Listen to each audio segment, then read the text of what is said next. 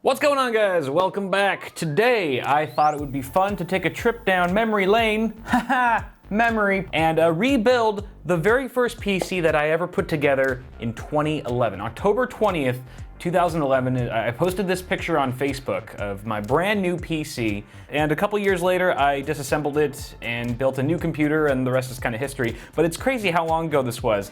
I built this a year before I ever started this YouTube channel. Just goes to show what a long time it's been. Now, back then, this was a killer system. This was considered a high-end gaming PC. It cost me about, I'd say, $1,400 to $1,500 if I remember correctly. So about what a high-end gaming rig would cost these days as well. But let's see what you get for 1,500 bucks back in old 2011. So for starters, my CPU was the Intel Core i7 2600K quad-core CPU, 4 logical cores with Intel hyperthreading technology, giving us a total of 8 threads for badass parallel computing. We'll see how it performs here in 2019, though. After we assemble the rig, we're gonna try to boot it and see how she games with modern AAA titles. We've also got our motherboard, Asus P8Z68V Pro.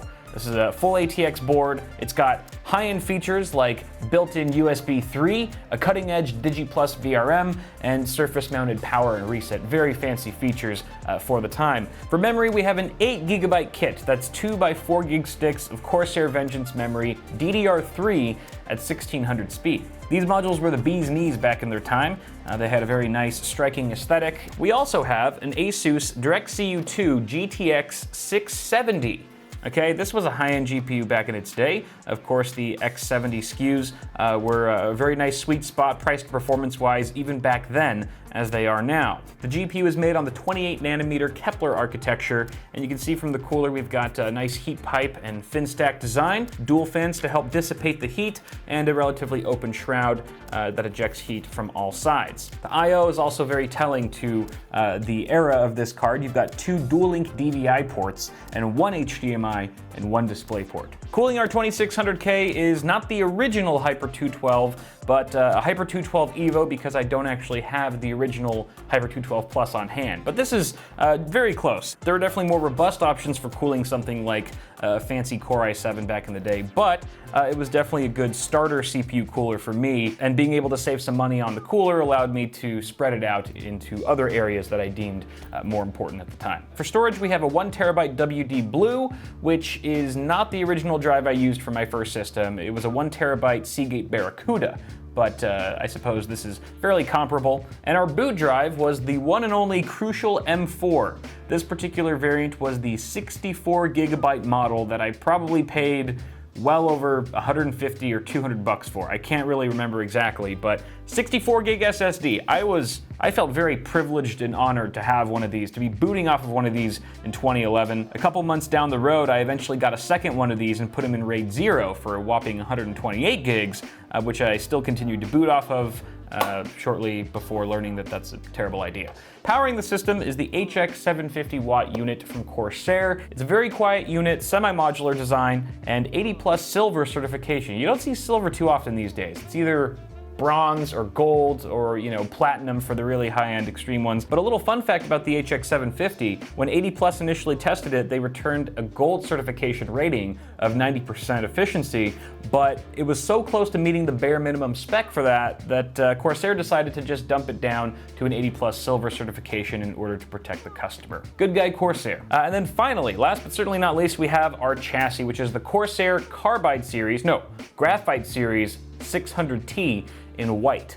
When I first saw this case back in 2011, I absolutely knew it was the case for me. No other chassis on the market held a flame. Held a candle? What's the saying? It doesn't matter. No case in my mind came close to the looks of this case. Obviously, a lot of other cases were competitive functionally wise and airflow wise, but this thing really ticked all the boxes for me. We've got an acrylic side panel window. Notice that it's a very small window. It doesn't take up nearly the entire side of the case, and we have tons of airflow pumping through this thing with dual 200mm fans, one at the front and one at the top. The side panel also features toolless removal with these handy tabs. It's got an integrated fan controller with a nice little dial at the front panel, as well as USB 3.0 and FireWire ports on the front panel. Innovation at its finest.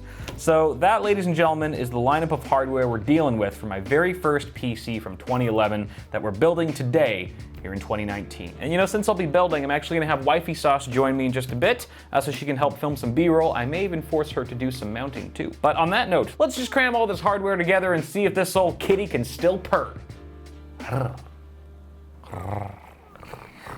The first step here is installing the CPU. Order of operations hasn't really changed. Neither has the socketing mechanism for mainstream Intel desktop CPUs.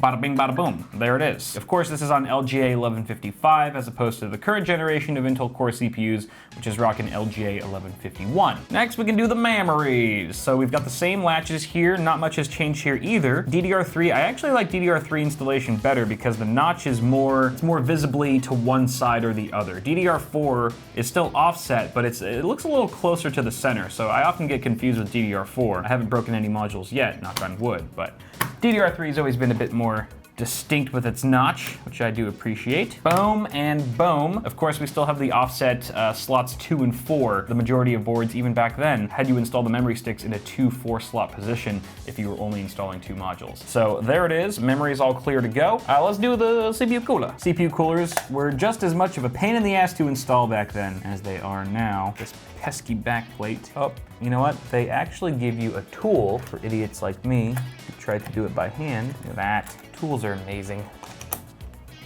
Okay, we got the backplate on, and now we can go with some thermal paste, actually. I don't have any thermal paste. Give me a sec. All right, it's about to get pasty in here. Just a pee. Just a little drop. That's all you need. Boom. Perfect. You don't need 30 gallons of thermal paste, like some people. Not gonna say any names. Geronimo! All right, that feels good. Feels like we've made contact. One of your fins are bent. What? Which fin? Right there on the side, see it? Oh yeah, just a flesh wound. I'm sure it won't affect things too much. It's bothering me. Well, you know what they say, life is like an old heatsink. You never know if the fins are gonna be bent.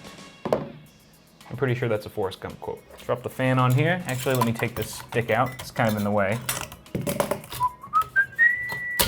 Ta-da! Drop it back in. And this guy still goes into our CPU fan header, like so. All right, our Z68 platform is coming together, and we are ready for case installation, or motherboard installation in the case. The case can't really install a case. All right, we're gonna start off with our IO shield. That goes in very easy. And of course, look at this. We've still got like our middle standoff here that's a little bit raised for easier installation. That was still a thing in 2011. I believe these use the coarse thread screws. All right, we got the motherboard installed, no problem. Next, we're gonna mount the power supply.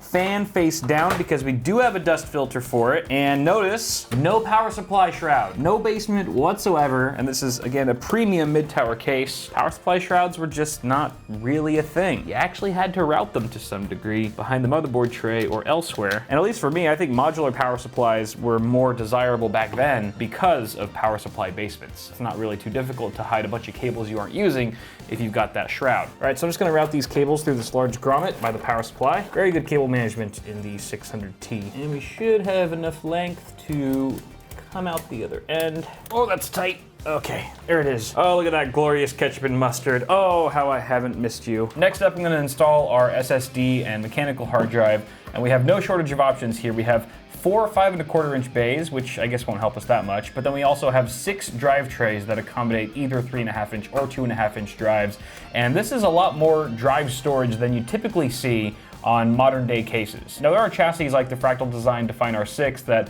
focus on ample drive storage, but a lot of modern day cases, even in the high end, don't really have as many drive options, particularly for 5¼ inch drives because optical media has sort of gone the way of the dinosaur. It has been for many years now. But even for 3.5 inch drives, most of those have gone either behind the motherboard tray or underneath the power supply shroud where there's limited space. As the focus over the years has shifted more towards AIOs and radiators and water cooling, case manufacturers are keeping the front of their cases pretty much clean and open for radiator mounting and large airflow. Now it's kind of interesting that the mounting holes for this SSD are on the sticker side, which you would think would be on the other side, but I guess it just goes to show that SSDs weren't really meant to be put on display back then. I mean, they obviously didn't have like RGB LEDs like they do now, which is potentially a terrible idea on its own. That's a discussion for another time. But it's kind of interesting to see that there was really no thought given to how an SSD was going to look or how it was going to be mounted in your case from an aesthetic perspective. I mean, they were pretty much treated like mechanical hard drives back then, not the sexy superstars that they are today. All right,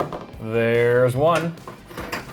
Gotta love the toolless design of these 600T drive trays. Kind of just pops in, it's little pegs on the side. Get in there. Drive's installed.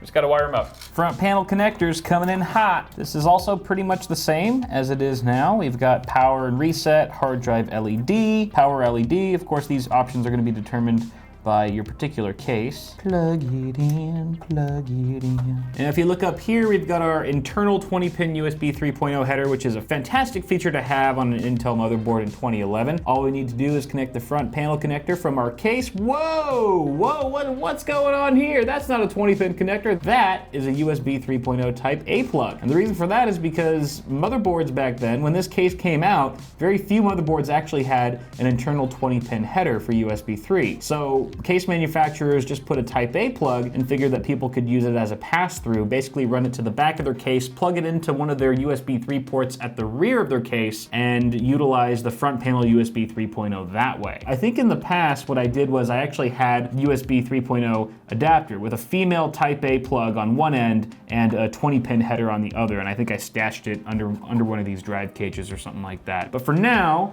I guess we'll just route this as a crappy pass-through. We'll pop this out, run it through there, and we'll plug it into the back. Oh, it doesn't reach. It's not long enough. Okay, let's see if we can reroute this so that it actually reaches. All right, let's see if it reaches now. And it looks like it's just barely gonna make it. Boom! So essentially we've just sacrificed one of our two USB 3.0 ports just so we can have one at the front. I feel like we're blazing through this because we're already on GPU installation, which is our last component of the build, and GPU installation hasn't really changed. You've got your expansion slot covers that you gotta remove, and you've still got your full-size PCI Express slot with the same locking mechanism.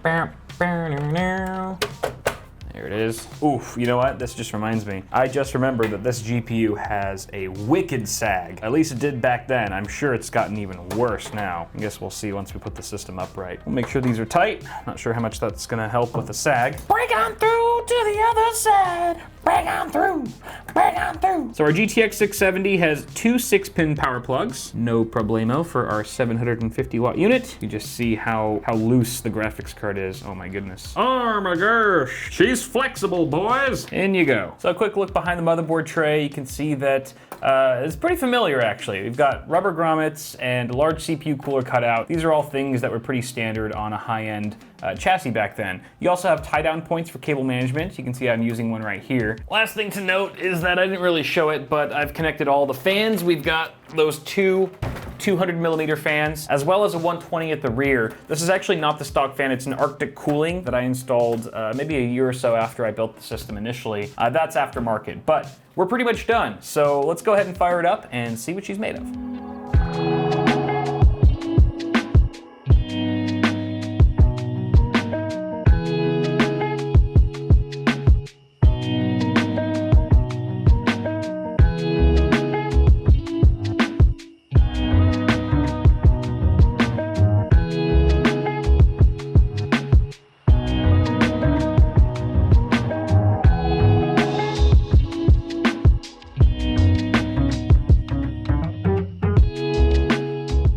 Not much has changed about PC building in general. You could probably follow a tutorial from 5, 6, maybe even 7 years ago on how to build a PC and be 90% totally clear. There's maybe a couple differences here and there, but for the most part, it's remained largely unchanged. Honestly, I think the two biggest changes between this generation of PC building versus now is one, RGB, and it's really refreshing, I gotta say, to not see an ounce of unicorn vomit upon first boot. And this build actually helped me realize that one of the things I missed most about the pre-RGB era was that manufacturers often made their parts distinct colors. For example, we have a light blue motherboard with very defined light blue heat sinks. And we have that same treatment of blue on our memory modules, which pairs beautifully with the motherboard without the help or reliance of any LEDs. And it was really nice back then when you actually had a selection of different colored components as opposed to all of them being black or gray or silver, some color neutral tone with just a bunch of LEDs crammed into it. Because at the end of the day, I think there's a certain aesthetic that colored paint gives off that LEDs just can't emulate. And vice versa, right? LEDs have their own appeal, but I do miss the days of old when the components themselves were a bit more colorful. And I think the second major change here is performance. I mean, just seeing those results in Doom, it was surprisingly lackluster. And I think it just goes to show that we've really come a long way in just 7 or 8 years.